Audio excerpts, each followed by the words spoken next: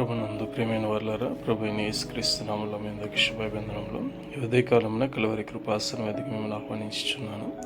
2వ సమూయేలు గ్రంథం 22వ అధ్యాయము 31 నుంచి 43 వచనం చూసుకున్నప్పుడు, దేవుడు యథార్థవంతుడు, యెహోవా వాక్కు నిర్మలము, ఆయన శరణు జొచ్చు వారికందరికీ ఆయన కేడెము. యెహోవా తప్ప దేవుడేడి, మన దేవుడు తప్ప ఆశ్రయదుర్గమేది. దేవుడు నాకు బలమైన కోటగా ఉన్నాడు. ఆయన తన మార్గమందు యథార్థవంతులను నడిపించును. ఆయన నా కాళ్ళు జింక కాళ్ళ వలె చేయును. ఎత్తైన స్థలముల మీద నన్ను నిలుపును. నా చేతులకు యుద్ధము చేయ నేర్పువాడు ఆయనే. నా బాహువులు ఇత్తడి విల్లును ఎక్కుబెట్టును.